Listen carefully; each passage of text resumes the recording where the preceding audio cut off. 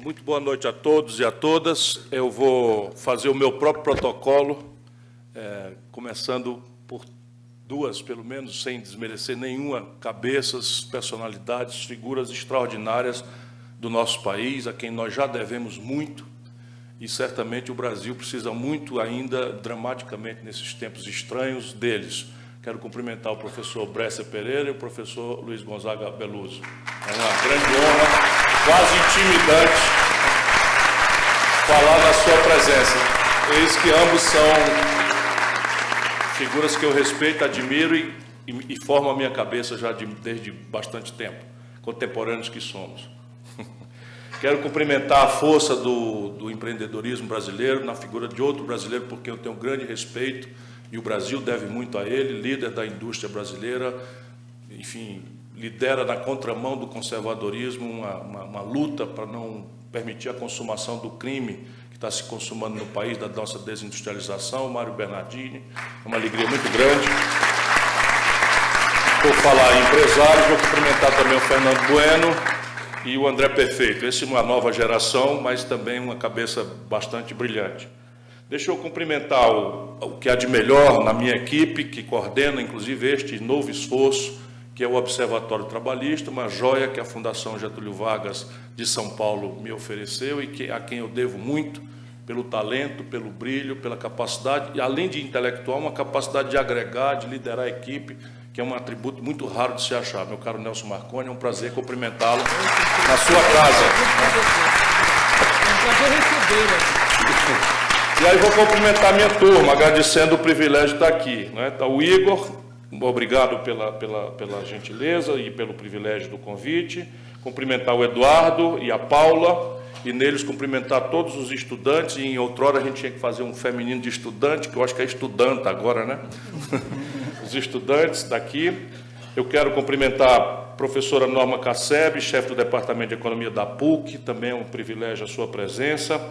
O Eurico de Sante, que é professor da Escola de Direito da GV. Quero cumprimentar a força do sindicalismo moderno e avançado do Brasil, Antônio Neto, da nossa Central dos Sindicatos Brasileiros, meus companheiros de partido, do PDT. Eu vou cumprimentar na pessoa do Ayrton e da Gleides, e neles cumprimenta toda a militância do PDT, agradecendo. E aí, como a gente faz lá no Ceará, para começar logo o que interessa, demais autoridades civis, militares e eclesiásticas. Fica já todo mundo cumprimentado. Nós não vou fazer muito protocolo, não, inclusive esse negócio de PowerPoint, especialmente de um tempo para cá, me intimida um pouco. Mas nós resolvemos desenvolver uma ferramenta muito simples, uma ferramenta que permitisse que a população brasileira, mesmo e especialmente a população mais simples, não é, pudesse ter uma estrutura de apoio, de inteligência, simples quanto seja, portanto, nós estamos em absoluta iniciativa, temos que aperfeiçoar isso, para que a gente tente criar um método para olhar o Brasil. Se vocês bem repararem, existe uma coisa que não pode ser acidental, porque senão o tamanho da burrice é tão grande que a gente desconfia. Se vocês olharem as teses com que o governo Bolsonaro tem nos repartido, desde esses cento e poucos dias que ele está no governo, é inacreditável. Então é o seguinte, o nazismo é uma posição de esquerda. Então, de repente, aí o Brasil inteiro, indignado uma parte, a outra, pois é, não tinha percebido e tal, e começa a discutir tal. Isso na esteira, né, de cantar o hino nacional e repetir o slogan da campanha, ou, piormente, não é, naquela história de que menino tem que vestir cor-de-rosa e menina tem que vestir azul, ou vice-versa, não me importa, não é? Que a nossa Damares, que é campeã, hoje ela disse, não é, que nós não vamos deixar essa coisa prosperar nem na discussão, que o papel da mulher no casamento é de ser submissa. Com essa palavra, ponham aspas, e a nossa ministra da Mulher, né, no Brasil. De tanto ver esse tipo de burrice, eu começo a pensar, e agora falando muito sério, que isso é a tal guerra híbrida tropicalizada. Acho que esse é um esforço de nos distrair daquilo que realmente importa. Então, agravou-se a minha percepção, que já vem de um tempo no Brasil, e que nós precisamos tentar construir um outro ambiente onde o debate aconteça. Evidentemente que a nossa tarefa será mais difícil do que a dos outros, Porque o Paulo Guedes vai ao Congresso, na comissão, passa 7 horas e meia defendendo o indefensável, 1000 falácias, uma truculência intelectual que está vencida, mofada desde 2008, e muito superficial na questão mesmo do específico, que é a Previdência Social, da qual ele realmente não entende tanto, não é preciso que a gente considere isso nenhum desacato, né? E aí, todas as 7 horas de discussão com o cidadão viram um slogan muito fácil da gente compreender. O senhor é um tigrão para os poderosos e uma tchutchuca para os... ou vice-versa, que também não me importa, eu realmente não quero prestar atenção nisso. Então, a nossa ideia, e é isso que eu vou apresentar para vocês, é começar a tentar oferecer um ambiente, um contexto onde a gente estimule a reflexão, puxando mais a inteligência do nosso povo do que nossas justas emoções. Claro que a política sempre pede paixão, sempre pede emoção, e eu não sou propriamente uma pessoa que precisasse dizer isso. Eu preciso moderar um pouco mais para, pelo menos, a discussão sobre o meu temperamento não ter tanta centralidade. Essa plataforma está aberta. Aqui é um começo de conversa, é uma eleição arbitrária nossa, da nossa equipe, e ela vai ser aperfeiçoada pela crítica. Vocês, portanto, estão absolutamente, por favor, livres para dizer que nós nos omitimos em tal coisa, demos centralidade a tal coisa que talvez não mereça, e nós queremos fazer com que isso seja uma base de avaliação que trimestralmente será atualizada. Nós vamos já às conclusões, mas eu queria ser, por honestidade intelectual, não é muito sério, né? Nós não podemos julgar um governo do Brasil, numa complexa situação como essa, por 100 dias. Então, é uma obra que está em absoluto início, é absolutamente razoável que a gente não estabeleça vamos dizer, uma sentença definitiva de que o governo é esse desastre que eu estou vendo e os números parecem que me sustentam. Mas o posicionamento do governo já é possível de ser percebido. E alguns dados a matriz se oferece em branco. Porque, por exemplo, indicador de matrícula de crianças na escola. Não é razoável que se cobre uma evolução ou uma involução, não é, de 100 dias. Mesmo o número que aconteceu nesses 100 primeiros dias, também não é razoável que se atribua a causa disso a ele. Mas a forma como está reagindo, sim. Vou mostrar um dado aqui em que o Brasil explodiu os casos de dengue nesses últimos 100 dias em comparação com o mesmo período do ano passado. Então, todos os dados serão mencionados com a fonte e, para estabelecer um método de debate, nós estabelecemos uma base de comparação entre um período igual, de 2012, 2014, 2016, 2018. Então, pegamos os anos pares, o primeiro trimestre, e estabelecemos essa comparação e colocamos os 100 dias. Quando há números, a gente já frequenta e faz uma conclusão. Quando não há, está aí a proposta de que daqui 3 meses, daqui 6 meses, nós vamos completar esses dados. Então, vamos adiante aí. Como é que mexe nesse treco aqui?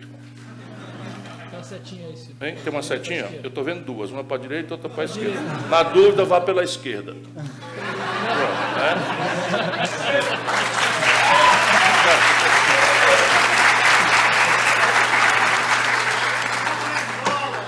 Já dizia o Brizola. Então, vamos lá. Essa plataforma, já resumi, é basicamente isso. Nós vamos concentradamente refletir sobre economia, saúde, segurança, educação, cultura, ciência e tecnologia. Nós já temos uma indicação que também está aí, e vamos tentar ambientar isso num critério em que nós nos obrigamos, com especialistas, a permanentemente atualizando esta plataforma, para cada crítica oferecer uma compreensão alternativa, um modelo, um projeto, uma alternativa, uma compreensão do problema brasileiro, tentando que a gente não faça do governo esse ato de destruição que a oposição é chamada a fazer do governo que foi eleito, e isso não está ajudando o país em absolutamente nada. Então, são esses indicadores de economia e essas questões aqui de segurança, saúde, educação, ciência, tecnologia e cultura. Por favor, deixe que eu repita. Isto é uma matriz aberta. Se algum dado não for tão relevante quanto nós consideramos, nós ouviremos isso e vamos substituir. E se outro dado que não trouxemos, ou não um critério, e for uma omissão indesculpável, a gente se desculpa e tenta corrigir. Então, repare, Na economia, nós estamos levantando esses indicadores todos. Eu, talvez, em vez de fazer a lista, eu vou começar lá pelo essencial. Eu tenho para mim que nós precisamos repor, especialmente no ambiente progressista, a ideia de saúde fiscal. Porque, de repente, o conjunto de valores de um Estado equipado para intervir, que é a base física da gente ser capaz de transformar a vida do povo, melhorando a educação, qualificando a saúde, resolvendo os problemas de infraestrutura, de repente está no imaginário popular brasileiro, ou pelo menos a propaganda faz isso, por uma responsabilidade também de um certo descuido do pensamento progressista do Brasil, e nós queremos estabelecer esse elemento como uma distinção. Até porque existem várias formas de se atingir a sanidade fiscal e é na forma que se identifica quem é progressista e quem é reacionário. É no lombo de quem pesa o custo de carregação do Estado e a quem se destinam as despesas que você vai apurar. Mas imaginar trabalhar em desequilíbrio fiscal é simplesmente tempo das cavernas, não tem a ver com esquerda. Isso é a pior direita que você pode imaginar, por mais que você queira ser generoso. Como é que eu agora dou o highlight para vir aqui? É aqui no próprio computador. Então, vamos lá. Não, só você virar onde está certo aí. Olha. Então, nós vamos acompanhar como se percebe, né? Isso aqui, todos os números estão atualizados a preço de fevereiro recém-findo. Então, todos os preços estão em fevereiro e nós vamos, então, tentar ajudar pedagogicamente que o povo acompanhe, não é, a despesa, enfim, a receita líquida do país, em valores nominais constantes, a receita total e a despesa primária do governo, tentando demonstrar para a população a essencialidade disso. Então, os números afirmam basicamente que a situação fiscal e das contas públicas seguem se deteriorando. Então, por mais que vocês tenham hoje uma retórica, não é, de austeridade, que vai fazer, que vai acontecer, já estão, inclusive, oficializadas as ideias de que o déficit primário, conforme a gente já dizia na campanha, que sem um redesenho estruturante da questão fiscal, e especialmente, na nossa opinião, do lado da receita, o que não dispensa nenhum esforço justo de contenção de despesa, mas parece que o Brasil não sairá do desequilíbrio sem uma definição clara de um outro modelo fiscal, tributário e previdenciário, para ser duas páginas dois lados de uma mesma página. O que já indica que o debate fragmentário sobre previdência parece ser um equívoco. Isso atualiza, eu estou num ambiente de estudantes muito qualificados, a ideia de que três receitas fundamentais da Previdência têm natureza parafiscal e são do ambiente do Código Tributário, da legislação tributária. PIS, COFINS e contribuição social sobre o lucro líquido. Então, como é que eu vou fazer uma reforma da Previdência e depois uma reforma tributária, uma coisa separada da outra? Isso não parece ser congruente. Então, o governo já piscou o olho depois que a gente começou a falar. Evidentemente, não estou atribuindo a causa a nós termos falado, mas o papel disso é construir ferramentas de pressão popular sobre o exercício do governo. Essa é a vontade que nós temos, é o papel da oposição, pelo menos do ponto de vista como eu a vejo. O governo já anunciou a descompressão daquilo que tinha se imposto de déficit primário no ano que vem e no outro ano. Então, já afrouxaram, já estão mantendo o déficit no limite de 130 bilhões em números redondos de reais. Como é que eu faço agora, Vicente? Pronto. Ali estavam as receitas, e aí nós queremos que a população também tenha um instrumental para avaliar as despesas do governo, que é o que importa, na prática, para, vamos dizer, aqueles que são usuários do serviço público, dependentes da Seguridade Social, ou que têm a percepção clara, por exemplo, da aguda necessidade do Brasil redesenhar o seu olhar sobre a questão da infraestrutura. Ou seja, sempre por que ângulo for, nós precisamos ajudar o povo a entender a evolução da despesa pública. E aqui a gente já introduz o que é uma espécie de provocação deliberada, mas é fraterna e respeitosa, a ideia de onde é que as coisas começam, na conjuntura presente, a se deteriorar gravemente. E nós vamos encontrar em praticamente todos os indicadores um craque ali entre 2014 e 2016. É ainda na constância do governo Dilma / Temer que o buraco começa a se aprofundar no Brasil e todas as terapêuticas que se oferecem nessa coisa se revelam grosseiramente equivocadas. Por quê? Reparem bem, o investimento, que é o que importa para o conjunto da sociedade, despencou. Olha aqui, ó. Tem aquelas luzinhas que bota? Esse daqui mesmo. E onde é que eu pego o dedo sem explodir? Aqui? Já não. Não, auditório, acho que é bom que a gente vê. Vejam o que aconteceu com o investimento no Brasil. Está aqui? Não, volta. Você apertou assim, ó. Aí. A luzinha... Vocês estão vendo ela? Esquece. Pega aqui a barra 2014. Eu não me dou bem com esses prédios. Só me lembro do PowerPoint do Dallagnol. Mas o que é essencial é você ver ali, olha, o investimento brasileiro no ano 2014, que já não era uma Brastemp, despenca profundamente e aponta para, nesse momento, sem reversão nos 100 dias, nós vamos desdobrar isso em outros números, para o menor volume de investimento desde a série histórica que se inicia em 1947. Nós estamos nos aproximando de zero, o investimento do Brasil. Lembrando que só o custo de manutenção da infraestrutura brasileira já precarizada custam ao redor, só a manutenção custa ao redor de 2% do PIB. Então nós estamos perto de zero, o que significa uma provável deterioração da infraestrutura do país, mais grave do que já estamos testemunhando. Aqui, eu talvez deva chamar a atenção de algumas outras coisas. Na saúde, o investimento também está declinante. Mesmo nos 100 dias, aponta para baixo. Nós vamos demonstrar segregadamente. Na educação, também está caindo. O Bolsa Família, LOAS e abono salarial, é uma despesa que cresceu e estabilizou. O desemprego, que é um dos assuntos populares mais dramáticos, permanece em ascensão. E o grave problema, que antecipa o que acontecerá com o desemprego amanhã, é esse número moderno aqui, que nós estamos tentando introduzir na discussão brasileira, que é a percentual e o número, em termos absolutos, de brasileiros subutilizados. Sabe como é? Se você está a pleno emprego, a tendência é você ter superutilização, porque paga-se hora extra, etc. Se você está com capacidade instalada ociosa, a tendência é férias coletivas, diminuir, então. A tendência de quando esse número de subutilizados cresce, ele está anunciando que não há reversão econômica e que é provável que o desemprego siga em alta.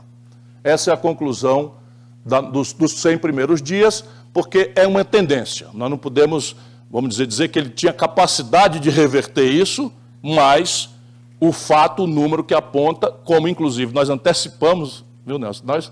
Nós antecipamos a queda do PIB, porque nós temos fontes hoje muito pródigas de amigos, companheiros, militantes. Então, quem nos deu isso, nos deu antes de ser divulgado ontem a queda do PIB brasileiro. Bom, o desemprego entre os jovens, e isto, na nossa opinião, é a base da tragédia da violência, é a base vamos dizer, do verdadeiro caos que está acontecendo nos nossos bairros periféricos do Brasil, é um número criminoso. Como vocês veem, de novo, por esse ângulo, o desastre acontece do ano 2014 para o ano 2016. Mas aumenta no trimestre de 2018 e deixamos em branco os 100 primeiros dias, porque não há dado consolidado disso. Mas vejam bem, nós estamos destacando os jovens entre 18 e 24 anos. A tragédia é que nós estamos já com perto de 27% de desemprego nessa faixa de idade. Enquanto isso, o narcotráfico circula, oferecendo diárias de 50 a 70 reais diária para a distribuição de droga e ser a bucha de canhão para a polícia fazer de conta que está prendendo ou fazer de conta que está matando, enquanto os verdadeiros narcotraficantes estão nos jardins, em Alphaville e coisas que tal. Como nós acabamos de descobrir com o assassino da Marielle, que morava 2 casas do presidente da República, num condomínio, claro que é coincidência. maledicente. Bom, nós vamos estabelecer também, não há muita variação possível, mas a conclusão agora, acompanhando a renda média dos brasileiros e rebatendo com a renda média de empregados do setor privado, lembrando sempre que esse é um número muito tendente a ser vulnerável às falácias pela hiperconcentração de renda no país. Por isso a gente destaca os empregados do setor primário, do setor privado, e a conclusão nesses 100 primeiros dias é que, entre os que permanecem no mercado de trabalho, a renda segue constante. Nós não temos nenhuma tendência, já que vem de trás, de melhoria na renda média do povo brasileiro. Bom, o índice de preço. Aqui nós vamos tentar explicar para o povo brasileiro o que é inflação, porque no meio do povo já há uma dúvida muito grande, uma inconfiabilidade quando os jornais, a televisão anunciam que a inflação foi 0,y. E as pessoas não estão com essa sensação. E aí a explicação é basicamente a seguinte: a alimentação no Brasil despencou no ano 2018 e agora tem um processo muito pesado e veloz de retomada de preços de alimentação. Um trabalhador de salário mínimo, ou de até 2 salários mínimos, gasta quase 80% da sua renda com a cesta básica e outras e afins, remédios, etc. Portanto, ele está sentindo a inflação relativa muito pior do que a média está anunciando. Porque a média vai cuidar também de bens e serviços monitorados, vai cuidar também, não é, de bens e serviços livres. Nós vamos tentar explicar isso em todos os ambientes, como é que se comporta, e mostrar, por exemplo, a consequência da política de preço da Petrobras, que o pior dos mundos é o que está aí, né? Ou você opta por uma política de preços, não é, que justifica a razão de ser de uma estatal como a Petrobras, que é custo, remuneração do imobilizado, mais uma rentabilidade em linha com seus sucessos, com seus similares, ou imagina o que eles estão praticando hoje, um ganho de oportunidade e cota o barril não a custo de produção no Brasil, mas a especulação de Roterdã no dia, que é o que está em vigor hoje. Então o Brasil tem um custo por barril de petróleo, impostos inclusive, não superior a 20 dólares. E Roterdã hoje deu, no tipo Brent, 70, fração de dólares. A Petrobras está passando o preço de Roterdã, não os seus custos para o preço do barril aqui e também resolveu, nós estamos ampliando pesadamente a importação de derivados, chegamos no ano passado a 206 milhões de barris de importação de derivados de petróleo, uma coisa absolutamente inexplicável. Nós estamos comprando gasolina e óleo diesel em dólar do estrangeiro, dos Estados Unidos, e isso faz com que esses malucos resolvam também repassar, para além da especulação, mercado spot de Roterdã no barril de petróleo, a taxa de câmbio. Então você tem uma atualização do câmbio, que nós vamos ver também o que é que ela está acontecendo, eles passam as duas coisas imediatamente para o barril. Não tem perigo do Bolsonaro segurar a barra com os caminhoneiros desse jeito. Mas ele fez, segurou em 5,7% de reajuste, e está aí a confusão feita, agora inventou o Bolsa Caminhoneiro, que é um empréstimo não sei de que e tal, mas ensinou a pedagogia para nós todos, os brasileiros, que com ele o que funciona é pressão no pescoço, né? E nós vamos usar essa debilidade dele em muitos assuntos mais nobres do que o nobilíssimo assunto dos caminhoneiros. Bom, a taxa real de juros no Brasil segue sendo essa dramática imoralidade em padrão global. Nós, nos primeiros 100 dias, mantemos aí a taxa da Selic inalterada, o crédito para a pessoa jurídica, não é, caindo. Nós vamos ver uma coisa absolutamente única que me assustou, professor, um dado que nós levantamos, e o crédito da pessoa física. Ali está em percentual, e aqui nós destacamos para a classe média, para poder, e classe média e quem usa, não é, às vezes por necessidade de giro e tal, cartão de crédito. Veja a aberração que é a taxa de juros do cartão de crédito aqui em valores nominais. Eu estou vendo. Bom, nós estamos tentando popularizar, onde eu ando, com os estudantes, etc., não é? A ideia de que nós precisamos fazer do assunto taxa de câmbio um assunto popular. Porque nós sabemos, esse ambiente aqui sabe melhor do que os outros, de que a taxa de câmbio é um preço central da economia que mexe praticamente de forma imediata ou imediata com todos os outros preços. Seja por uma vinculação instantânea, importa diesel, câmbio, mudou a passagem de ônibus, não tem conversa. Ou uma questão mais remota, um non-tradable como uma consulta de dentista. Então é um non-tradable, o dentista não importa, não tem competição não pode, não sei. Mas os insumos do dentista, os pozinhos, a ferramentaria, as agulhas, tudo importado. Resultado da tendência do dentista é estabelecer também dolarizada a sua consulta. E assim acaba a tendência, a economia toda, procurar o câmbio. E aí vejam o que está acontecendo a despeito da propaganda e da retórica. A taxa de câmbio para os 100 dias está se aproximando, acima um pouco, inclusive, daquele momento crítico do ano 2016 do impeachment. Então, aparentemente, se isto for uma variável de expectativa, parece, e o prefeito pode dizer melhor do que eu, que o mercado, ao contrário do que fala, está vendo alguma coisa inconfiável no horizonte próximo do Brasil e estabelece uma precificação no câmbio. Isto, em tese, deveria nos ajudar para ter um câmbio mais realista e não continuar a perversa, criminosa desindustrialização do país. Mas, enquanto isso não acontece, porque isso não acontecerá sozinho, nós estamos erodindo a balança comercial do Brasil, desmontando mercados de commodities brasileiros por conversa louca, por declarações à toa, por conversa estúpida. Como nós, não sei se nós já trouxemos o dado, mas a balança comercial de março foi a pior desde 2012. Eu tinha a intuição de que aquilo era provavelmente uma queda nas commodities, do volume de venda e de preço, portanto. Não deu outra. No Rio Grande do Sul caiu 48% a exportação de soja, etc., porque a China começou a retaliar o Bolsonaro em função das declarações, dos comportamentos, dos alinhamentos estúpidos, etc., etc. E alternando preferência comercial com os americanos para distensionar a grande e aguda guerra que eles estão, sob o ponto de vista comercial.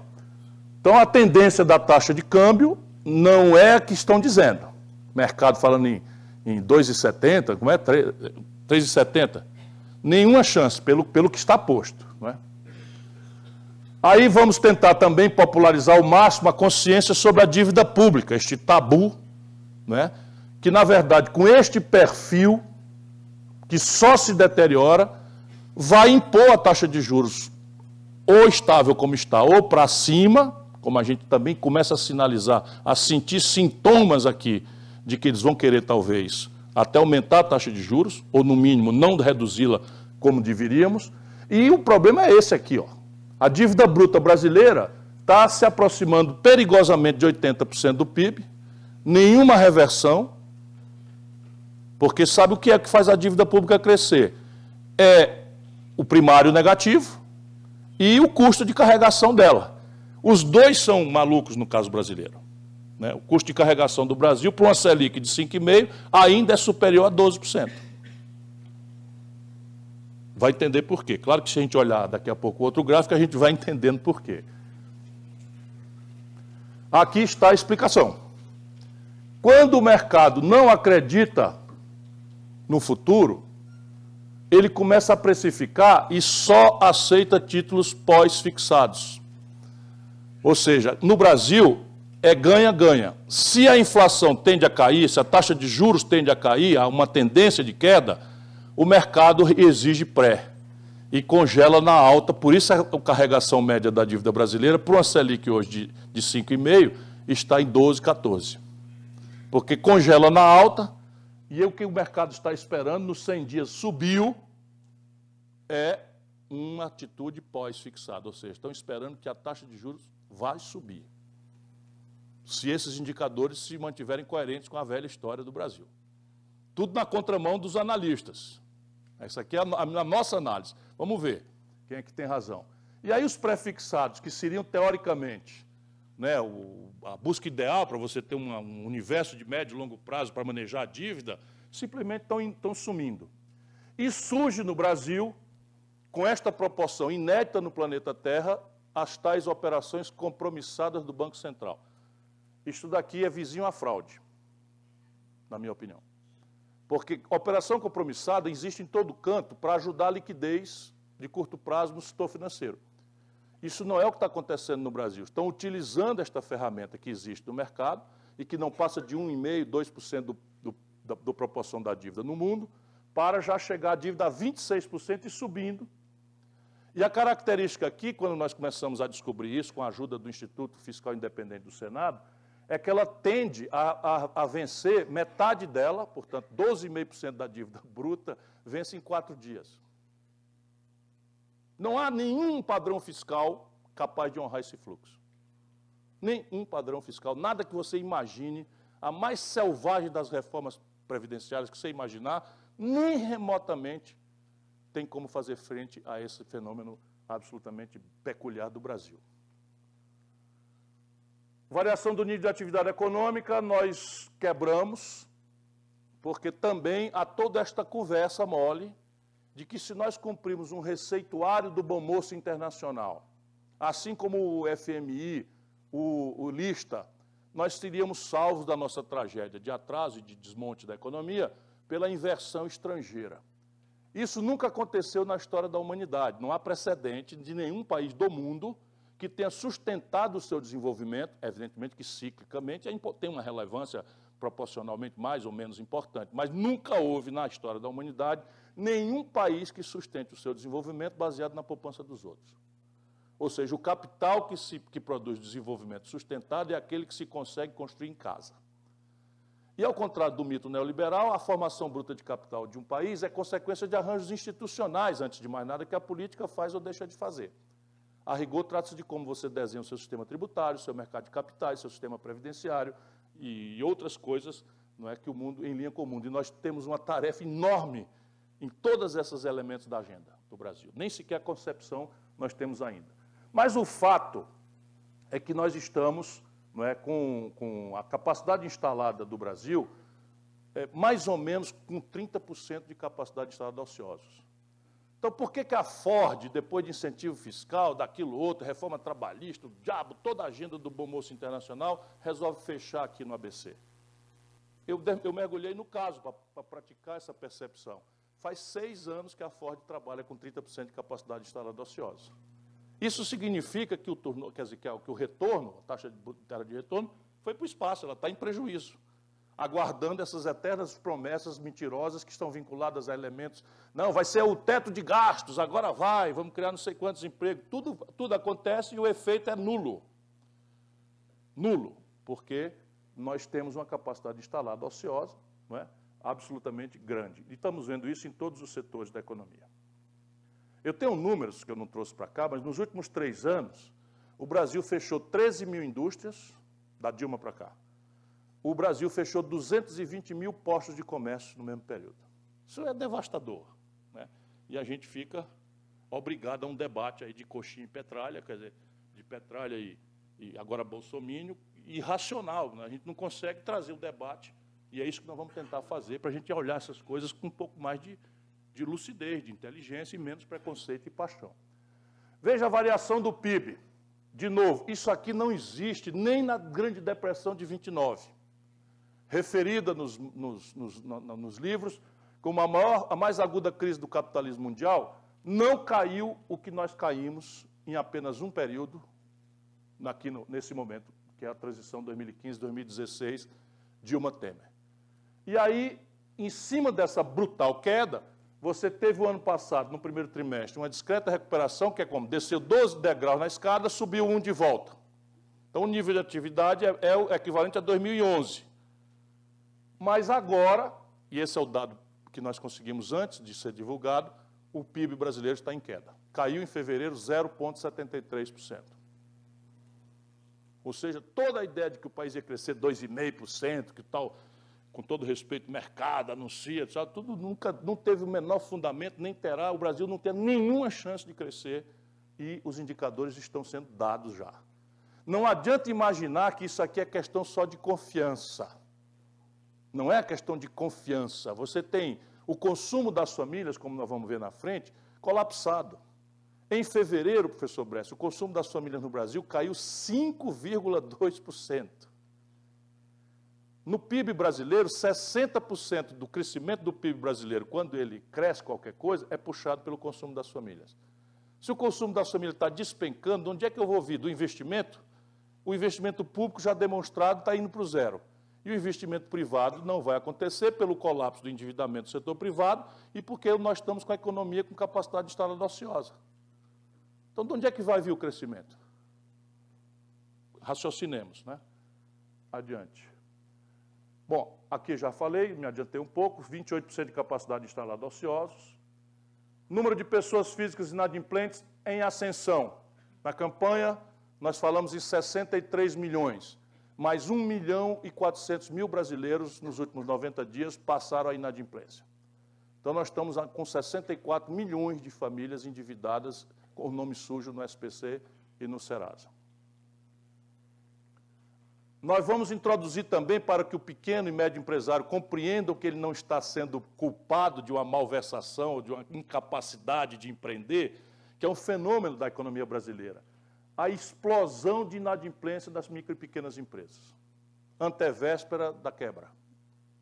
Vejam, nos 100 dias aumentou, inclusive, de forma muito acelerada a inadimplência das pequenas empresas no Brasil, sempre lembrando que nós temos a fonte ali indicada, Serasa, Experian é a fonte desse dado.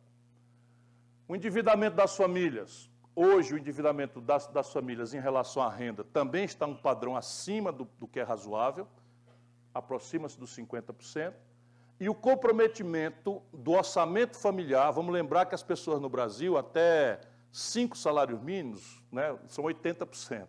Então, você tem 20% da renda, um pouquinho, enfim, comprometido com o serviço da dívida das famílias no Brasil, nesse momento. O volume de crédito do sistema financeiro. Isso aqui, quando eu vi, eu me arrepiei. Pela primeira vez, eu ouço falar de um país em que o crédito pessoa física passa o crédito pessoa jurídica em volume. E com uma tendência da boca se agravar, ou seja, o pontilhado é o crédito da pessoa física. E o cruzamento é ali no tal ano 2016, de novo. O cruzamento. Então, repare, o crédito de pessoa física, por regra, é um crédito ao consumo. E o crédito de pessoa física, por regra, é um crédito ao investimento. Não, pessoa jurídica. Sim, eu disse o contrário. Então, o crédito de pessoa física é tendente ao consumo e o crédito de pessoa jurídica é tendente ao investimento. Então, veja a tragédia do Brasil e a está piorando nos 100 dias. Fonte, Banco Central. O spread médio nas operações de crédito no Brasil, não é? Pessoas jurídicas, continua, não é, como o segundo maior spread do mundo, mas nesse momento perdemos o lugar, quer dizer, perdemos a vizinhança da Turquia, só temos Madagascar na frente do Brasil. Eu vou entender o que é que houve em Madagascar, não é? Para tentar explicar por que eles estão com a taxa de juros maior do que o Brasil, me tirando o argumento que nós temos a maior taxa de juros do mundo. Olha aqui, professor. As exportações versus importações do Brasil. Então, o pior março, esse já agora, pior março para a exportação e para o saldo de balanço comercial desde 2017, que é a sequência da tragédia. E nós mergulhamos na causa, corresponde àquilo que eu já falei. Despencou o volume de exportação de commodities brasileiros, nenhuma razão econômica, imprudências de relações internacionais, retórica imbecil, o canalha do 01 falando, o canalha do 02 falando, e o Brasil perdendo mercados de proteína halal, de soja, de coisas. 01 e 02 são os filhos deslumbrados do alucinado que nos preside.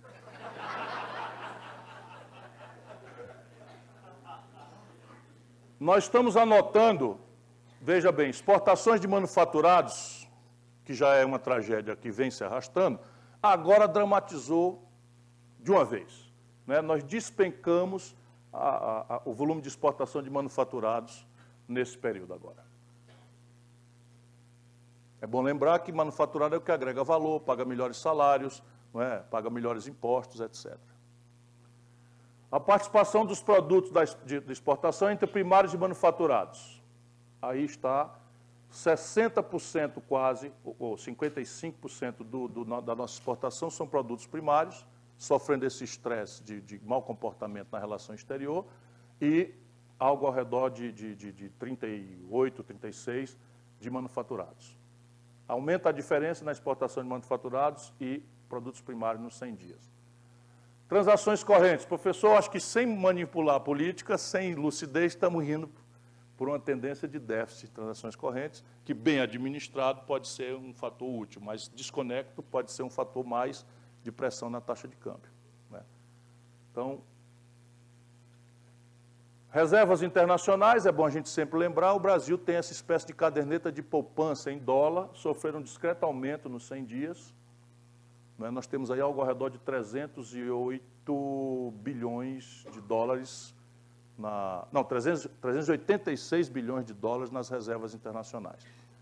Aqui você poderia abrir um debate sobre se esse nível é razoável, porque tem uma questão aí. O Brasil, para fazer essas reservas dessa altura, emite títulos que, por média, custaram 14% na época de construção dessas reservas, e aplica as reservas a negativo, praticamente ou zero, dada o momento da taxa de juros internacional, e essa é uma janela de oportunidade que nós vamos perder. Enfim, aqui nós então concluímos trazendo imediatamente para a agenda popular com um critério muito raso. Se o governo foi eleito dando retoricamente prioridade à segurança, é justo que a sociedade avalie que tradução prática ele está dando a essa prioridade retórica. E a melhor tradução prática para ajudar o povo a entender é a execução do orçamento. É evidente que a qualidade dessa execução deverá ser a segunda pergunta. Mas a primeira grande pergunta é: qual é a prioridade do governo? Me dê o orçamento que ele está gastando e a gente vai dizer onde é que ele está gastando, se é prioritário ou não. Vamos lá. O menor volume desde a série considerada em 2012. Então, o executado nos 100 dias do governo Bolsonaro, no assunto segurança pública, a fonte é a consultoria do Senado Federal da República, de novo, o Instituto Fiscal Independente, que tem acesso imediato e contemporâneo a todos os dados. Então, é o menor volume executado, e a comparação aqui é trimestre com trimestre, não tem nenhuma falácia no dado. Primeiro trimestre de 2012, 14, 16, 18, 2019.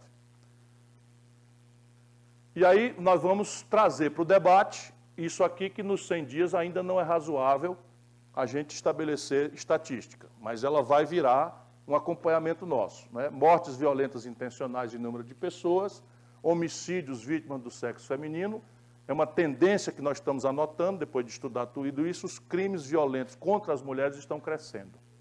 Tanto o homicídio puro e simples, quanto o feminicídio, que tem as características que tem. Estupros no Brasil foram registrados 61.032 estupros em 12 meses de 2018. Todos os especialistas me dizem que esse número está muito fortemente subnotificado, porque as mulheres se envergonham, por regra, são maltratadas nas delegacias, às vezes são até insinuadas que são culpadas de terem sido vítimas pela maquiagem que usaram, pela roupa que usaram, etc. Mas veja a barbárie no nosso país. 61 mil estupros aconteceram. E a taxa de estupro está crescendo por 100 mil habitantes, o que é um sinal de barbárie e de absoluta incapacidade do Estado Nacional Brasileiro, né, de enfrentar esse problema. Saúde. O menor orçamento só ganhando da execução orçamentária do primeiro trimestre de 2012. Você tem, comparado com o primeiro trimestre de 2018, 2016, 2014, uma queda consistente. No trimestre, só se compara com a depressão de 2012, nesse assunto, execução orçamentária com saúde. E aí nós vamos acompanhar estes indicadores. Eu tenho procurado chamar a atenção, porque é útil, e esse é o papel de uma oposição, que está acontecendo um surto de sarampo poderoso da Amazônia brasileira. Isto já foi suficiente para a gente perder o certificado que o Brasil tinha, internacional, de área imune a sarampo. Mas, se não for contido, e nós estamos acompanhando, não está sendo feito o esforço de imunização do cinturão sanitário necessário, esse surto vai se alastrar por centro-oeste, logo mais, e chegará ao sudeste ainda este ano. Todos os especialistas anunciam isso, eu estou tentando, a nossa imprensa não presta atenção, não ajuda, porque se sai uma pressão dessa, a gente pode ajudar muita criança a não morrer né? Porque isso aqui é vacina. A vacina existe e nós estamos lá com 6% do que era necessário para fazer a contenção do surto. Um fato óbvio que a gente tinha que saber que ia acontecer é que nos 100 dias do Bolsonaro, 2 milhões de brasileiros abandonaram planos de saúde e vieram estressar o SUS. Consequência de inadimplência, de queda de renda, etc, etc, etc. Nós tínhamos 208 milhões de brasileiros como usuários do SUS e o número nos 100 dias já é de 210 milhões de brasileiros. Portanto, quase 2 milhões de brasileiros, porque não conseguiram continuar pagando o plano de saúde, vieram para o SUS, enquanto o orçamento executado cai muito. Então, você tem aí o nível de exasperação popular no assunto de saúde pública bem explicado. Bom, vamos acompanhar todos esses dados, taxa de natalidade, etc. Não é hora ainda de cobrar nada, porque não é justo, né? Imunizações, nós estamos acompanhando esse caso. Só para vocês terem uma ideia, ainda que não seja justo se tributar causa ao governo Bolsonaro, o fato é que nos 100 dias, nos 3 primeiros meses do governo, o Brasil teve 229 mil casos de dengue, um aumento de 264% da mesma doença comparado com o período passado. Volto a dizer por responsabilidade intelectual, não se pode dizer que a culpa é dele, do governo dele, mas não há nenhuma correspondência no executado do orçamento que compreenda o perfil epidemiológico do país e que reaja nas devidas velocidades e prioridades no assunto. Perdemos, né, como eu disse, o certificado de país livre de sarampo. Isso já também é proeza dele. Educação. O menor desde também do atípico orçamento de 2012. No primeiro trimestre, o orçamento executado na educação cai profundamente em relação ao mesmo período do outro ano, apesar de serem muitos recursos vinculados. Também não é para menos. O que aconteceu, o que tem acontecido no Ministério da Educação no Brasil, não acontece em nenhuma república de banana de 5ª ou 8ª categoria, né? Um bando de alucinado encarregado de administrar a educação, que é talvez a mais grave das nossas emergências. Aí nós vamos acompanhar com esses dados. Não achamos justo cobrar ainda percentual de criança matriculada em creche, etc., mas vamos introduzir esse método objetivo para acompanhar com as fontes devidas a evolução do Brasil, com percentual de criança matriculada na pré-escola, alfabetizadas, IDEB, etc. Esse número aqui nós não podemos mais deixar de denunciá-lo em todas as ocasiões. Nesse momento, entre 16 e 29 anos, o Brasil tem 11 milhões e 200 mil jovens nem, que eles chamam cinicamente, nem estudam, nem trabalham. 11 milhões e 200 mil jovens brasileiros entre 16 e 29 anos não têm oportunidade nem de trabalhar, nem de estudar.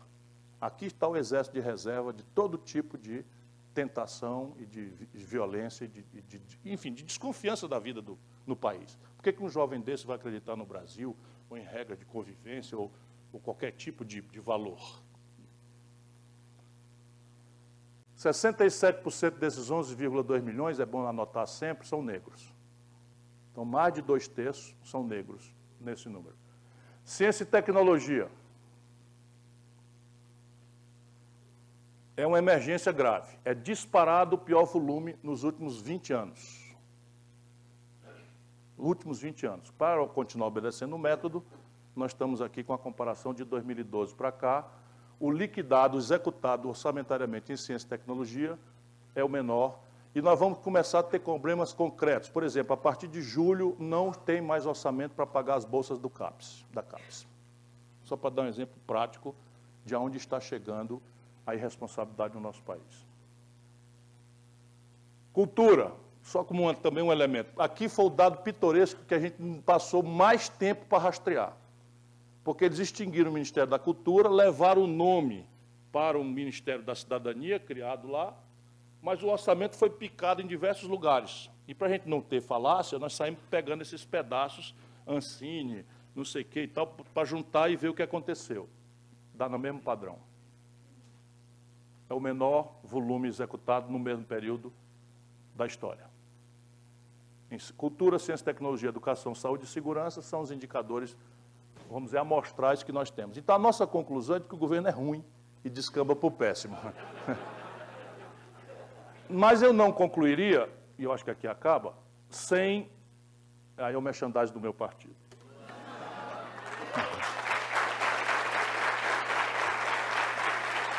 Eu queria concluir agradecendo a todos a presença, mas eu queria formular aqui também, porque se não é justo intelectualmente que você cobre um governo de resultados estratégicos em 100 dias, entretanto, é absolutamente imperativo e urgente que o Brasil acorde para o posicionamento do governo em coisas absolutamente sensíveis e estratégicas. Por exemplo, a posição do Brasil na política exterior. Nossa amizade pan-americana provavelmente é um fato definitivo do nosso estar, né, nas Américas, da nossa formação judaico-cristã. Não estou propondo nada diferente dessa compreensão. Porém, os gestos do Bolsonaro em relação à América do Norte levantam em mim não só uma indignação muito alta, mas uma suspeita de entender qual é a causa. Vejam bem, entregamos o direito dos norte-americanos virem ao Brasil sem visto, rompendo 150 anos de tradição que o Brasil exige reciprocidade. Todos nós vamos para a Europa e não precisamos de visto.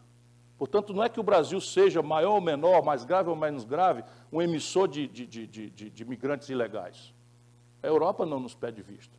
E os americanos receberam sem reciprocidade. Nós entregamos uma cota de importação de 750 mil toneladas de trigo para os norte-americanos, que subsidiam o trigo, sem nenhuma contrapartida. Isto vai destruir a triticultura do sul do Brasil, sem nenhuma contrapartida. Nós entregamos a base de Alcântara com interdição escrita de que em determinados lugares, a pretexto de proteção de propriedade intelectual, brasileiros não podem acessar, a não ser autorizados por autoridades americanas. Nenhuma razão há para isso, nenhuma reciprocidade para isso. O Brasil aceitou o papel de big stick, ou seja, de porrete na mão dos americanos, violentando uma tradição que vem do Barão do Rio Branco, em que nós proscrevemos a intervenção estrangeira em assuntos domésticos de outros países, advogamos a solução pacífica dos conflitos e a autodeterminação dos povos, e estamos fazendo isso com um vizinho, o que destrói a confiança já muito frágil da vizinhança brasileira inteira no Brasil. Nossos vizinhos da América do Sul têm uma grave desconfiança da vocação imperial do Brasil. Na medida em que nós executamos sem nenhuma contrapartida ou explicação, porque eu não vou acreditar que o Bolsonaro ama a democracia. Porque se for assim, a gente tem que fazer uma coisinha ali no Haiti, tem que fazer outra coisa acolá em vários países da África. Evidentemente que não é uma coisa estranha e fizemos sem nenhuma contrapartida. Mais grave, porque é transcendental o impacto disso. O Trump surpreendeu o Bolsonaro na conversa e pediu que o Bolsonaro aceitasse levar o Brasil ao OCDE, organização para a qual o Brasil nunca quis ir, porque não temos nada a ganhar no estágio em que nós estamos, mas ainda considerando isto, pede que ele abra mão do status de país em desenvolvimento na OMC, onde se dão os acordos comerciais. E o status de país em desenvolvimento nos deixa um resto de margem para uma política industrial de comércio exterior, para uma política de compras governamentais, para uma política até de quebra de patentes em certas circunstâncias específicas previstas nos estatutos da OMC. A China não abre mão desse status de país em desenvolvimento, sendo 12 vezes o produto industrial do Brasil. Em nome de que o senhor Bolsonaro aceitou? Consultando quem? Perguntando a quem? A qual especialista? Ao 01, provavelmente. Que, a propósito, quase voa na braguilha do Trump, na reunião, né? Eu estou brincando aqui, mas isso é muito grave. O posicionamento do Brasil descuidado, porque o Lula visitou Israel e a Palestina.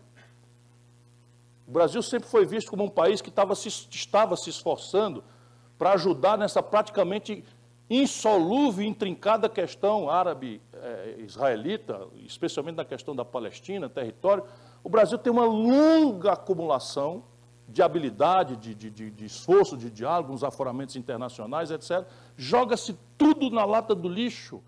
oferecendo, sem consultar ninguém, a mudança da Embaixada do Brasil de Tel Aviv para Jerusalém, visitando coisa que nem o Trump fez. Aquilo que para os palestinos é território ocupado, junto com a autoridade política, nem o Trump fez, nenhum chefe de Estado fez. Essas coisas, elas não são muito populares no Brasil, mas isso explica, por exemplo, a queda dos nossos mercados de commodities. E não é propriamente por essas razões que eu estou denunciando.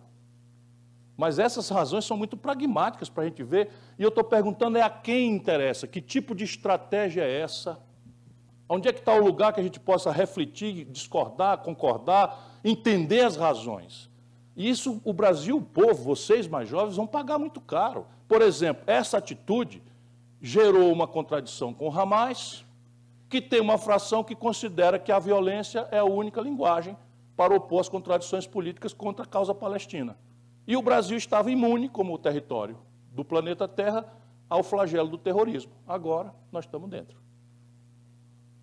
Na medida em que você entrega a faculdade de lançar satélite, portanto, estabelecer uma base de foguete americana na América do Sul, evidentemente que quem tem os americanos como potencial inimigo vão acertar suas baterias, os seus mísseis intercontinentais, para todos os lugares de onde pode vir um míssil americano. Não creio que isso seja paranoia, não. Isso é uma obviedade. Então, essas coisas o Brasil não pode mais deixar que estejam acontecendo com tal leviandade. E é por isso que eu, enfim, mais uma vez agradeço a atenção de todos e vou andar por aí tentando ajudar o nosso povo a entender o que está acontecendo. Muito obrigado por sua atenção.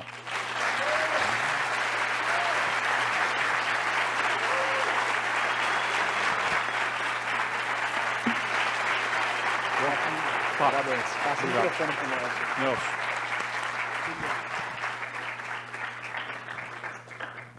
Bom, sou suspeito para falar, mas foi brilhante. O trabalho que ele fez assim. Mas quem é o grande orador aqui é Vossa Excelência. Está proibido falar Vossa Excelência. É verdade, é verdade, é verdade. Está proibido, está proibido, é boa. verdade, está proibido.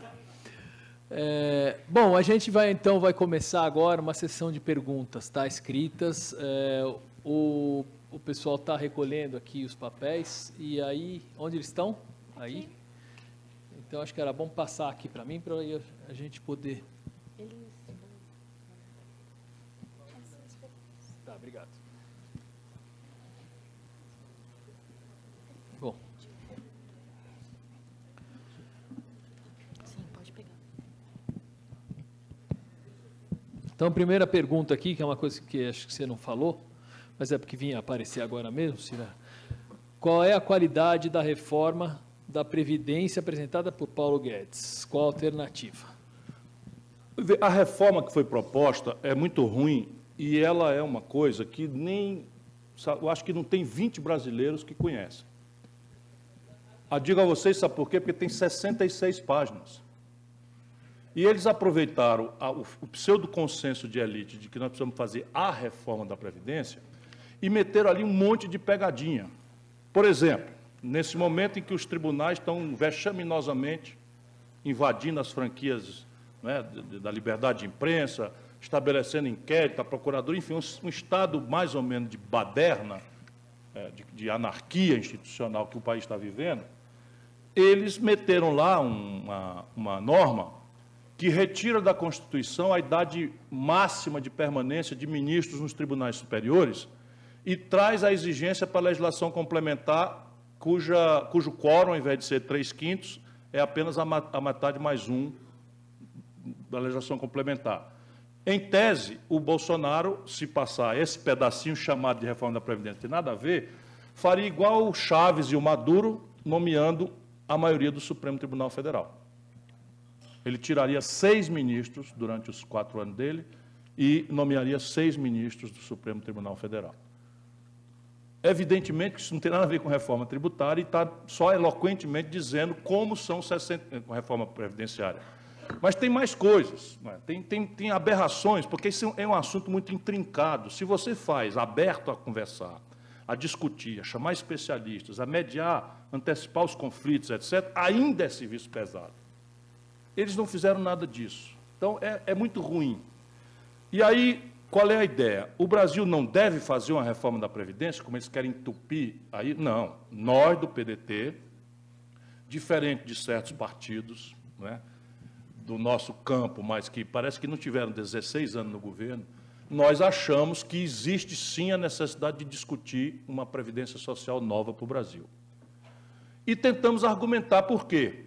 E é o que eu vou fazer aqui para dizer por que eu sou contra essa reforma e o que eu penso propor. Já fiz, aliás, nós já fizemos na campanha uma proposta de reforma. O Brasil precisa, porque nós somos um de 3 últimos países da América Latina e, portanto, do mundo, que tem um regime de repartição puro.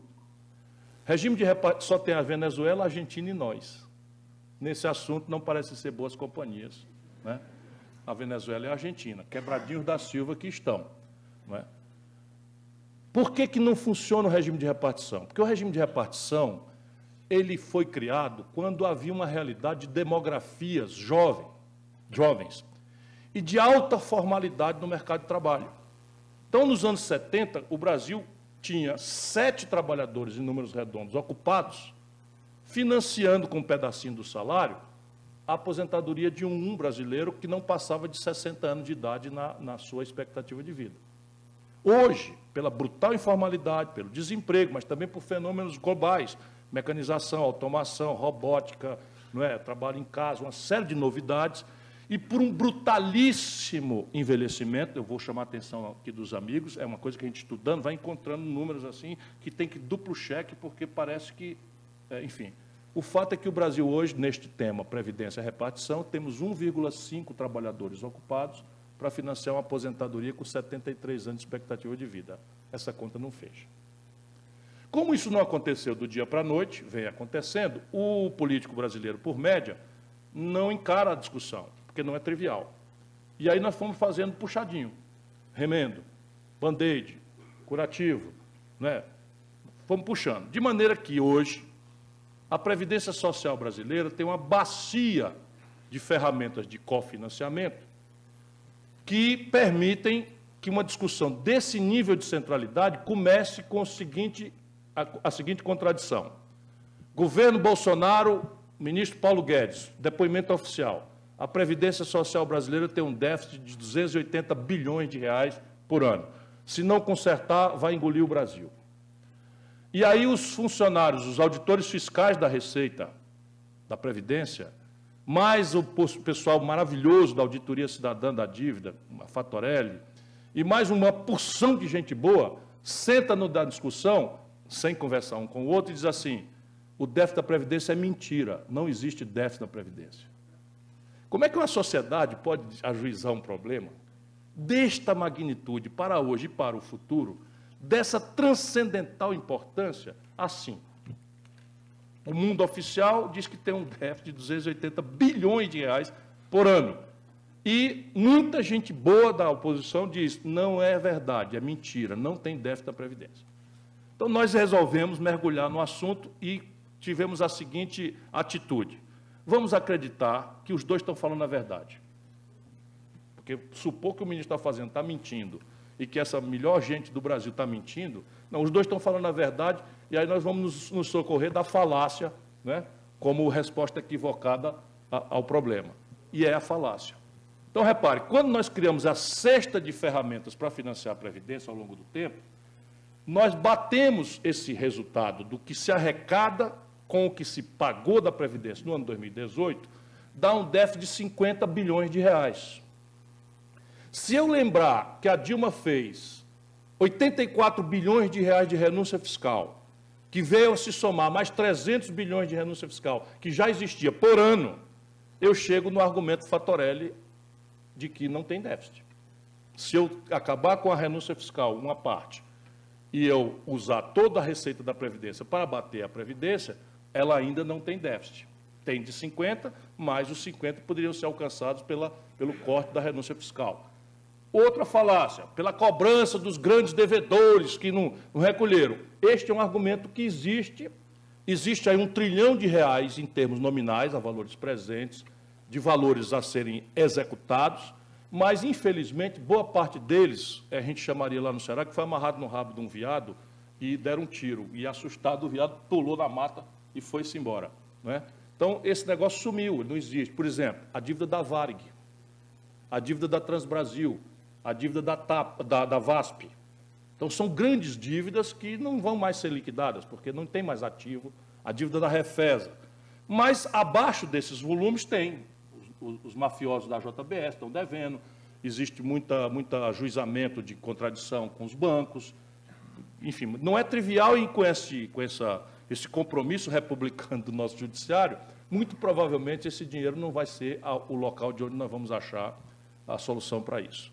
Portanto, nós precisamos de um novo modelo, realmente, de previdência, mas não tínhamos que discuti-lo assim. Como é que se explica o argumento do Paulo Guedes?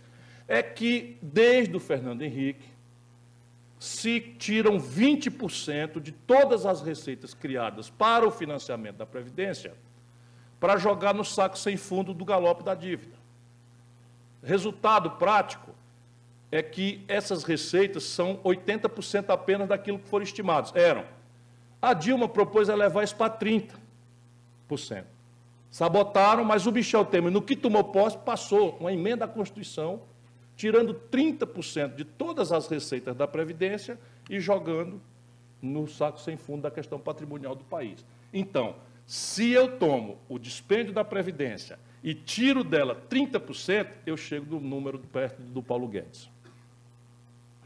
Portanto, os dois estão falando a verdade, mas ambos precisam combinar o método. Porque senão a gente vai enlouquecer o povo brasileiro, que nem enlouqueceu o cachorro, aliás, suicidou-se o cachorro do Tom Cavalcante. O cachorro do Tom Cavalcante, ele resolveu botar o nome do cachorro de Pra Dentro. Aí ele chegava em casa e dizia, para fora, para dentro, para fora. Aí o cachorro começou a fumar maconha e depois se matou, enlouqueceu. Ele adora ser citado assim. Aí... Então, nós no Brasil estamos nesse ambiente, porque você imagina abordar um problema com esse disparate de diagnóstico. Então, nós estamos propondo que a Previdência tem que ter duas tarefas e não só uma. A primeira tarefa é dar algum conforto e dignidade aos nossos idosos. Isso é um imperativo moral. Mas há uma segunda tarefa que é hoje executada nos países que têm sustentação no seu desenvolvimento, porque tem alto nível de formação bruta de capital doméstico. É formar esse capital doméstico. A grande ferramenta é esse. Então, nós propomos, não é, um sistema de previdência que, preservando direitos adquiridos, construa uma transição que está precificada, nós temos os cálculos todos. Aliás, nós pedimos a memória de cálculo do Guedes, até hoje não recebemos, oficialmente, requisitamos, não recebemos, não sabemos de onde vem esse trilhão, nem qual é o peso disso, por qual faixa de renda, mas dá para ver que é uma perversão muito injusta. Por exemplo, e apenas por exemplo, porque eu não tenho nenhuma vontade de depreciar os militares no país, mas eles resolveram bancar um capitão, tem 8 ministros generais e tem 121, eu estou contando, 121 militares graduados na cúpula do governo. Portanto, é justo que, apenas para dar exemplo, eu cite a perversão original dessa reforma. Quando nós segregamos o déficit da Previdência para os militares, eles gastam 47 bilhões de reais por ano. A Previdência custa para os militares 47 bilhões de reais por ano. E eles contribuem com 3. Portanto, o déficit segregado dos militares é de 44 bilhões de reais por ano. O que é que faz o Bolsonaro? Bota uma contribuição para os grandes salários, que nós no Ceará já praticamos há muito tempo, de 11 a 14, bota a dos militares em 10,5%, mas ato contínuo reajusta, faz uma reestruturação da carreira, tirando os generais de 22 para 30 mil reais de salário, na mesma data. Não dá para engolir, né? E na outra página diz que os benefícios de prestação continuada vão ser reduzidos de um salário mínimo para 400 reais, em que um trabalhador pobre, idoso, vai ter que escolher se compra remédio ou come, mal e porcamente. Então não dá para engolir. Nossa proposta percebe o problema da Previdência com uma radiografia um pouco mais profunda. E nós percebemos que parte relevante do dispêndio da Previdência, deixa eu largar um pouco mais esse tempo aqui, porque esse é um assunto muito contemporâneo. Então, é de gente que recebe sem ter contribuído. Não estou dizendo que isso é injusto, é muito justo em certos casos, por exemplo, os trabalhadores rurais. Só que a lógica da Previdência é o que eles chamam de cálculo atuarial. Eu, para ter lógica na Previdência, eu preciso ver os fluxos de receita e os fluxos de despesa e manejando isso de maneira que atuarialmente eu esteja equilibrado no presente e em perspectiva. Então, quando eu boto 10 milhões de trabalhadores rurais, como a Constituinte fez, para receber sem ter contribuído, eu arrebento as bases do cálculo atuarial da Previdência Social brasileira. Ponto. Depois eu vou criando outros, né, benefícios da LOAS e uma série de outras coisas que vão entrando. Então, qual é a nossa ideia? Segregar da Previdência Social todos os benefícios e fundar o Programa de Renda Mínima de Cidadania, que começa como um primeiro pilar da Previdência, em que o custo vai ser do Tesouro, porque já é, só que é mascarado no déficit da Previdência.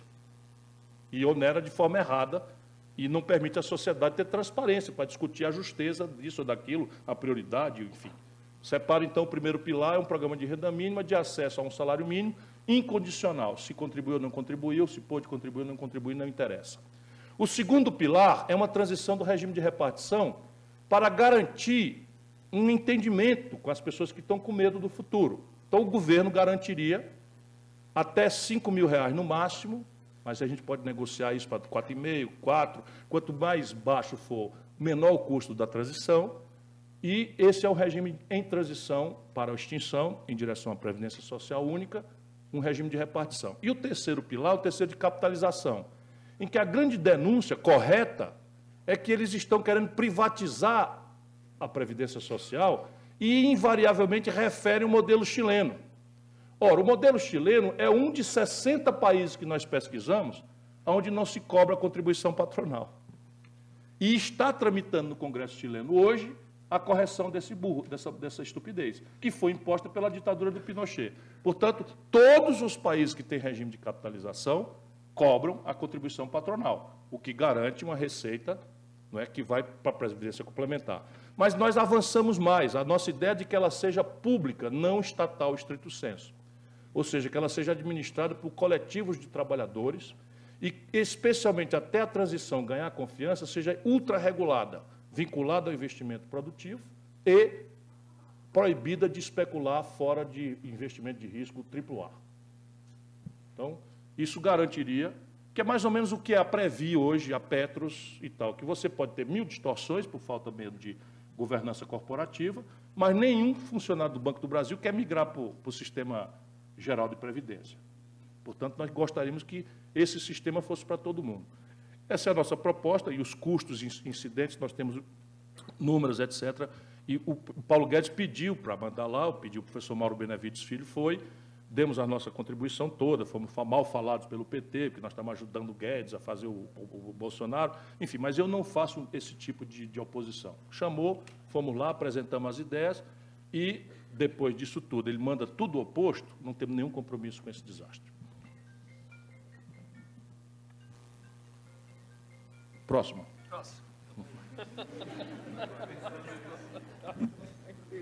Imbecíveis. Então, vamos lá.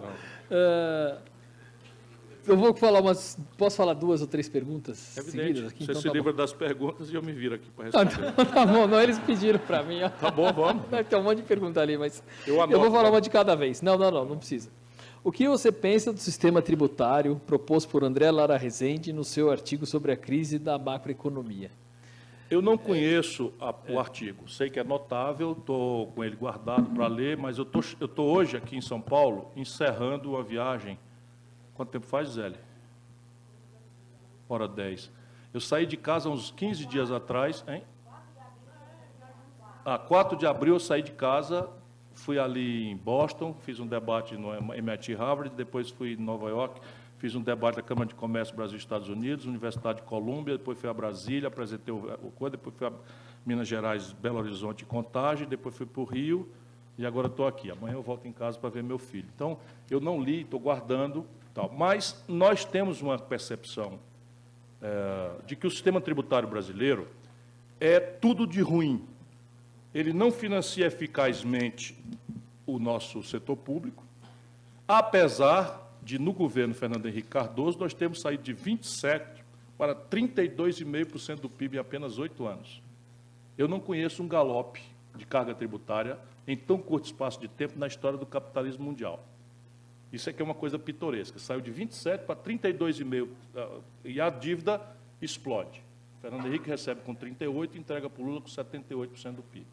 Lula passa 8 anos com superávit primário ao redor de 2% de inflação, que também não tem precedente, e a dívida brasileira, olha aí como é que está, de novo, porque tem um problema estratégico. Na questão tributária, o sistema tributário também é ruim, porque ele introduz ineficiência sistêmica na competitividade da economia brasileira. E as respostas, elas saltam, elas são muito óbvias. Por exemplo, o mundo inteiro estabelece que o grande tributo sobre consumo é 1, e apenas 1. O Brasil tem 6. E com uma barafunda de gestão tributária absolutamente maluca, e com uma lógica que não é trivial. O Geraldo Alckmin, na campanha, passou a defender que é o IVA. Eu defendo o IVA há muito tempo, mas o IVA não pode passar, pura e simplesmente, porque destrói São Paulo. Por quê? Porque o ICMS, no caso brasileiro, é um tributo, que é o que mais arrecada, mas o IPI vem logo em seguida, que é da União, mas o ICMS estabelece crédito na origem. Então, um carro fabricado no ABC, quando é vendido no Piauí, a substância do ICMS pago vem bater nos cofres de São Paulo. Por quê? Porque a industrialização forçada do Brasil fez opções e nós, então, germinamos de boa fé uma indústria no eixo centro-sudeste do país, porque está no meio do caminho, na ideia de que, estatalmente, nós garantiríamos preço cifre uniforme de aço, petróleo e tudo para o Brasil inteiro. E estabeleceria uma equidade. O fato é que 40% do produto industrial do Brasil é em São Paulo. Se eu passo, pura e simplesmente, do ICMS, tributo na origem, tributo com crédito na origem, para um sistema IVA com tributação no destino, que é o tecnicamente correto, eu liquido São Paulo já numa situação de liquidez muito frágil. Então, não é razoável você não compreender isso. Nós temos que estabelecer a transição para isso. Então, nós temos pensado nessas coisas todas, porque eu sou muito vivido, eu fui prefeito, eu fui governador, fui ministro da Fazenda. Então, eu sei que a andorinha não dorme perto, o céu não é perto. E o André, que é brilhante, inclusive, me parece que mais relevante nesses artigos novos dele, é a denúncia da taxa de juros. Isto é uma inflexão absolutamente histórica, sendo o André quem é, um cara brilhante que pegou nojo do Brasil, pegou nojo da vida brasileira, foi essencial, trabalhou comigo, eu fui ministro, e ele trabalhava na minha equipe como ministro da Fazenda. E, assim, tomou abuso do Brasil, mas voltou a especular sobre o país, e, de novo, de forma brilhante. Portanto, eu ainda vou ficar devendo a opinião sobre o artigo específico do André Lara Rezende, mas o Brasil precisa. E nós temos, veja como o Brasil tem oportunidades, nós temos 3 providências que, tecnicamente, poderiam reverter o déficit primário em 12 meses. E eu digo 12 meses pelo princípio da anterioridade. Vocês sabem que o sistema tributário obriga que as inovações conceituais ou criação de tributos só vigem no exercício seguinte àquele que foi criado. Mas, tecnicamente, está na mão do Brasil, em linha com as melhores práticas internacionais. Não é fazendo heresia nenhuma. Então, veja lá, só o Brasil e a Estônia não cobram tributos sobre lucros e dividendos. Não me parece, com todo respeito à Estônia, que ela seja o melhor modelo para o Brasil. Eu cobrei quando ministro da Fazenda. E nós tínhamos capacidade de arrecadar 70 bilhões de reais, que é metade do déficit primário. Segura aí, 70 bilhões. O Brasil cobra 4% sobre heranças. O tributo sobre heranças, e a classe média esqueça, nós não estamos interessados em herança de classe média, até 2 milhões de reais, é irrelevante. O Brasil não cobra. O Ceará cobra 8%, que é o teto da Constituição, não por acaso é o estado mais líquido do país. Temos o maior volume de investimento absoluto, não é relativo. O maior volume de investimento do Brasil hoje é o pequeno província do Ceará, paupérrimo como é. Temos a melhor educação, estamos expandindo saúde, expandindo segurança, uma série de coisas. E a crise para nós lá é na taxa de investimento. Nós estamos investindo 30%, agora estamos investindo 20% da receita corrente líquida. Ninguém tem nada nem parecido. Né? Mas nós cobramos 8%. Nós já introduzimos a tributação progressiva da contribuição previdenciária. Então, lá, juiz, desembargador, promotor, Ministério Público, coronel da polícia, todo mundo paga 14%. Então, o Brasil, mudando isso aqui, dá para arrecadar mais 30 bilhões, mudando o imposto sobre heranças. Depois, a outra providência são aquilo que eu já falei, 386 bilhões de reais de renúncia fiscal por ano. Não é trivial, não é trivial. Aqui, por exemplo, está Manaus. Manaus custa 28 bilhões de reais por ano, a renúncia fiscal, mas dali já vem 8% da produção industrial brasileira. O lamentável é que essa montanha de dinheiro não obedece a uma estratégia, por exemplo, de verticalização da produção. Manaus está virando uma maquiladora que não agrega valor, não emprega as pessoas, é tudo... Quando você conhece a ferramenta de renúncia fiscal, você podia ter uma política, né, de nacionalização de componentes mais simples, enfim, uma série de coisas que o mundo inteiro faz. O mundo inteiro faz. E nós aqui somos obrigados a uma retórica que é para os outros, é para bobo ver, enfim. Mas, se você pegar dos 386 bilhões de reais e achar 30% disso, boas contas fazem o professor Delcio Marconi, 3 vezes 4, 12. Nós estamos falando mais 120 bilhões de reais. Sumiu o déficit e já sobrou uma pancada de dinheiro para nós conversarmos sobre saúde, sobre educação, sobre infraestrutura. Compreende? O problema do Brasil não é físico, nosso problema é político. Nosso problema é exatamente a que senhor nós queremos servir. E se você está disposto ainda a fazer, né, severidade na Previdência, severidade nas despesas públicas, sem essas ilusões, né, de repente o Brasil passou anos, essa montanha de ministério, tal, aí o Bolsonaro vai lá, puxa os ministérios todos, como se isso fosse trivial. Eu fui ministro da Fazenda. No meu ministério tinha 5 secretarias. Então funciona assim, o ministro, um secretário executivo e 5 secretarias tocam as políticas da coisa. O Guedes, para cumprir essa solução brilhante, vamos extinguir os ministérios, simplificar e tal, o Guedes fundiu 3 ministérios. E eu fui agora olhar só para o pachorra, para me divertir. Eu não tinha a menor dúvida, mas fui olhar, saiu muito pior do que eu imaginava. Hoje o Brasil tem no Ministério da Fazenda o ministro, o secretário executivo, 7 vice-ministros e 21 secretarias. Óbvio. Como é que o ministro vai despachar com 21 pessoas? Então, veja, isso é austeridade. A propaganda boboca do Brasil, esses Constantino da vida, esses boboca que infernizam a vida do país com coisas... Né? Eu soube que ele andou atacando agora o Moreira, por isso que eu me lembrei de dar uma estocadinha nele. Porra, dá bilhão. Não deu nada. Vou tentar ser mais breve. Tem uma que você acabou de responder, já que era impacto da fusão dos ministérios, tal, etc. Você já falou. Eu vou dizer, deu algo ao redor de 6 milhões por ano. Uma fábula. Agora tem uma boa aqui, que é boa para você responder. Não deu nem 100 milhões. Então, vamos lá. Vamos lá. Como o senhor avalia o trabalho da oposição nesses pouco mais de 100 dias de governo? Como poderia ser diferente? Quer dizer, você tem 2 coisas para analisar e é muito importante para vocês entenderem a minha tática, especialmente aqueles que estão um pouquinho mais interessados na política e na forma como nós estamos militando. Nós achamos, e temos aqui alguns números em nosso socorro, de que a resposta para essa tragédia não é o petismo antigo. Com todo respeito, nós não queremos desrespeitar ninguém, mas essa burocracia do PT não entende mais o assunto. Então vai para o embate, perde, porque os caras dizem assim, porque não sei o que, a reforma... E o Paulo Guedes disse lá, vocês tiveram 18 anos, não foi 18, foi 13, mas ele disse, vocês tiveram 18 anos e não fizeram a reforma. A tributação sobre lucros e dividendos, não fizeram. E o cara diz o quê? Não fez mesmo. Esse é o problema. E assim, o Palocci, vamos lá, injustiças à parte, não sei o quê, eu também acho que tem muito barulho, mas, gente, o Palocci é réu confesso. O Palocci confessou ter roubado 100 milhões de reais.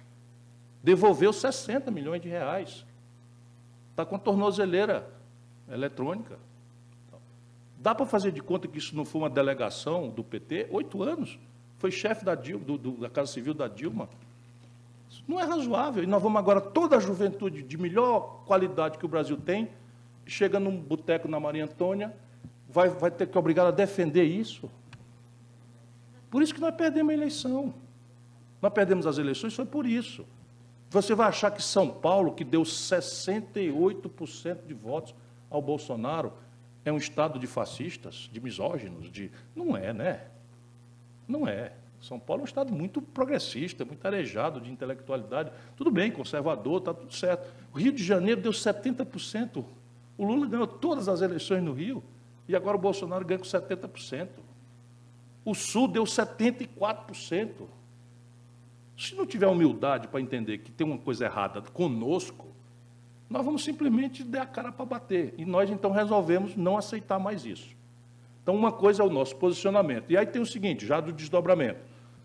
O PT esculhambou o Aécio, com razão, e eu também, porque quando a Dilma ganhou a eleição, o Aécio não reconheceu, feriu a legitimidade do governo, adjudicou uma ação desconhecendo, não reconhecendo a vitória, e nós caímos de pau, que o Aécio era não democrata, era um golpista, pilantra nós só não sabíamos que era tanto, mas depois acabamos sabendo que era também, e tal. Muito bem, no dia que o Bolsonaro vai tomar posse, quem dá posse ao um cidadão eleito com 57 milhões de votos é o Congresso Nacional. O PT se retira e não dá posse ao Bolsonaro. Qual é a explicação para isso? E ato contínuo, sem conversar com ninguém, vai para a posse do Maduro, que é contestado por metade do planeta Terra. Qual é a explicação? E eu vou ter que explicar isso? Nunca mais. Eles querem fazer, vão fazendo, né? Mas eu estou contra esse tipo de conduta, de comportamento, e estou noutra, né? Agora, na prática, o dia a dia, nós vamos trabalhar juntos por afinidade. Por exemplo, nós estamos ganhando aí um tempo, apesar do PT, porque quando nós vimos, eles quiseram transformar a eleição da mesa da Câmara e das comissões num terceiro turno da eleição, e nós achávamos que era bobagem, que a eleição da mesa da Câmara era uma oportunidade para a gente influenciar e de maneira a atenuar os danos de sermos minoria. Nós somos 130 em 513 deputados. Você precisa ter clareza. Nós, a oposição, somos 130 deputados em 513. Só seremos capazes de produzir algum efeito para o povo brasileiro se nós fizermos a nossa arte, fazer política. Então, nós fizemos uma aposta no Rodrigo Maia, porque eu conheço bem o pai dele, conheço ele, enfim. E fizemos ali um entendimento e ele cumpre a palavra. Então, ele está cumprindo os prazos de tramitação da Previdência. Se não fosse esse compromisso, eles estavam passando o trator em cima da gente. Então, nós vamos por aí. E agora o PT está vendo que a gente estava certo. Eles fazem a besteira e vêm depois. Então, está tudo certo. Está tudo certo, vamos indo. Nós temos aí até, provavelmente, agosto para forçar o debate sobre a Previdência Social, em ambiente de deterioração franca do capital político do Bolsonaro. Portanto, nós temos chance, né? E eu também divido do PT, porque eu não acho que o Brasil seja um laboratório para a gente torcer que o Bolsonaro se arrebente e a gente tripudiar em cima. Eu não tenho essa psicologia. Não sei se é porque eu fui prefeito, fui governador, fui ministro, e eu acho que se o Brasil se desastrar, não vem coisa boa depois. Não é o PT que volta. Pode ser uma coisa muito pior do que o Bolsonaro. O Mourão aí, por exemplo, não esconde que está interessado na cadeira. Hein? O Moro e o figura exótica aqui de São Paulo.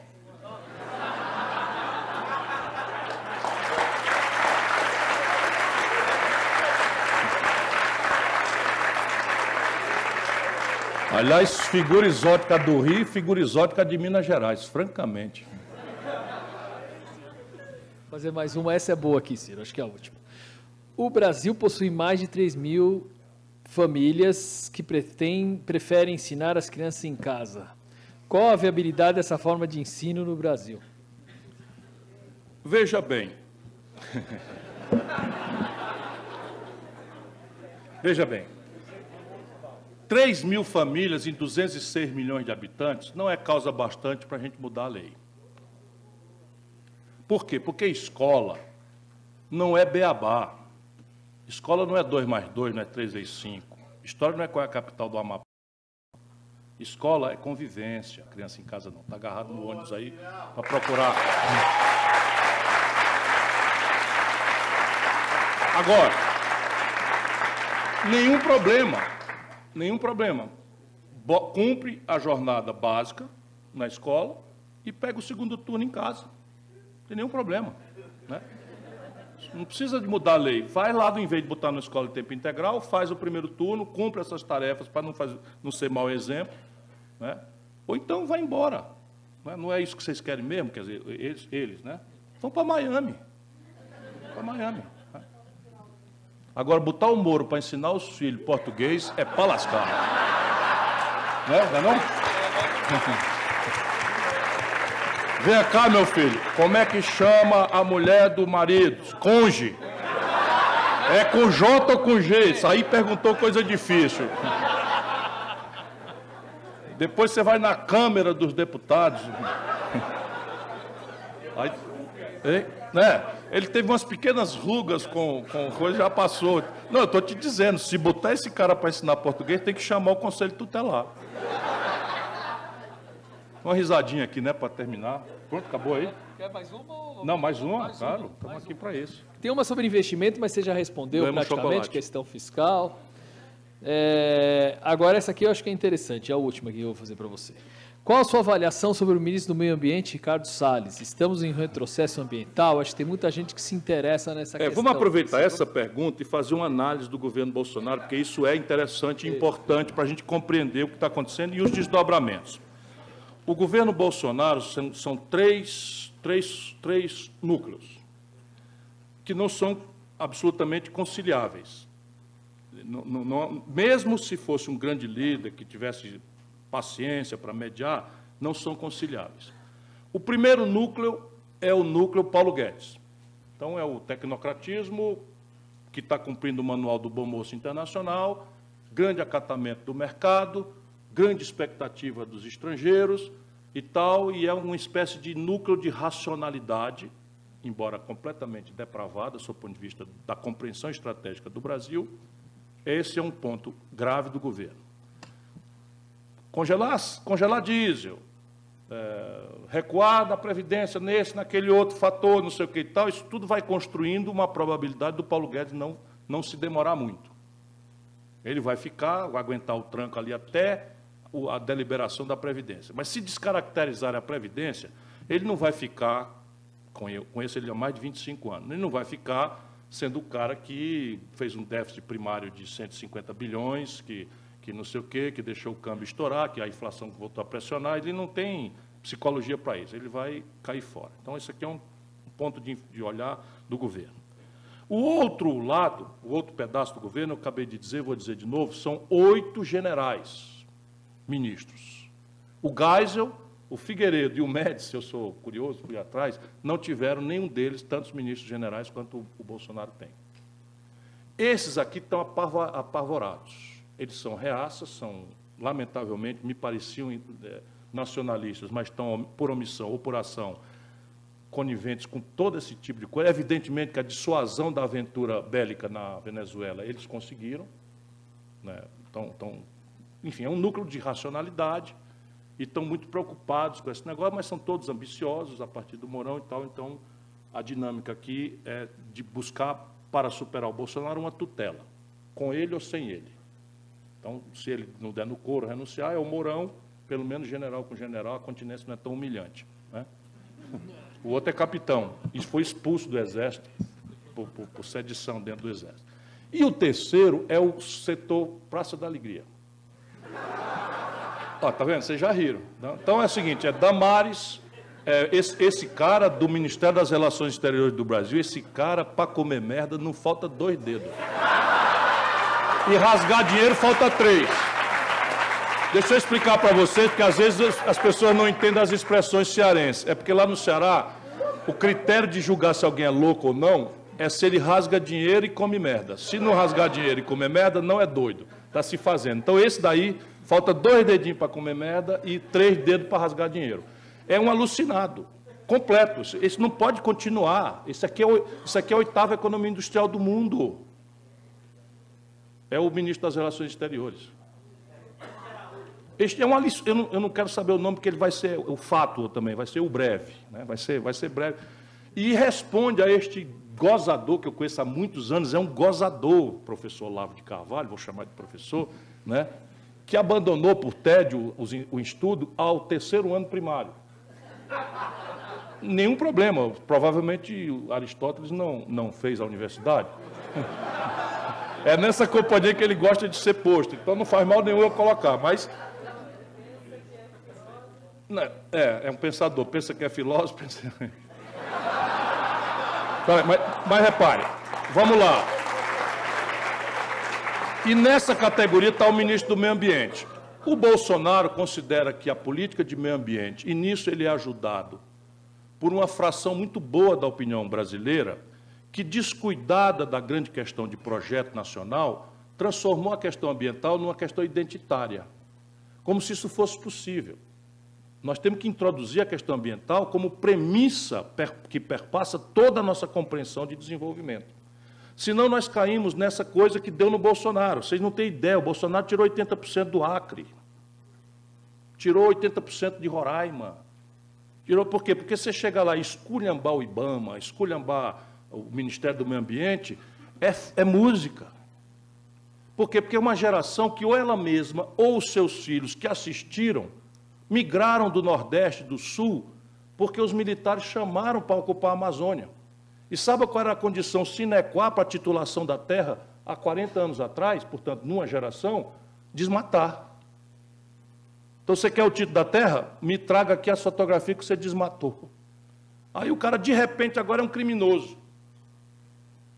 Claro que é um criminoso, mas o cavalo de pau aqui foi muito violento e eles não entenderam nada. Por quê? Porque ficamos nós, os déspotas esclarecidos, nos compensando mutuamente entre São Paulo, Rio e Brasília, e não consultamos a alma do nosso povo. Então, Manaus é a única capital do Brasil que não tem acesso rodoviário ao país. 8% da produção industrial do Brasil tem rodovia para a Venezuela e não tem rodovia para o Brasil, mas já teve.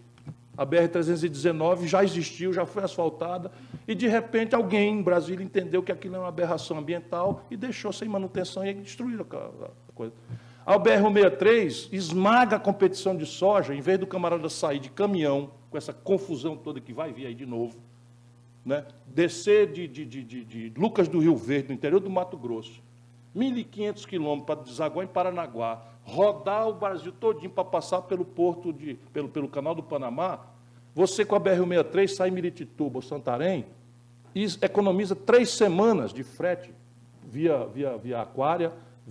aquaviária e mar. Então, essas coisas a gente precisa colocar como elemento central. Esse cara está lá porque o Bolsonaro foi pressionado para não extinguir o ministério.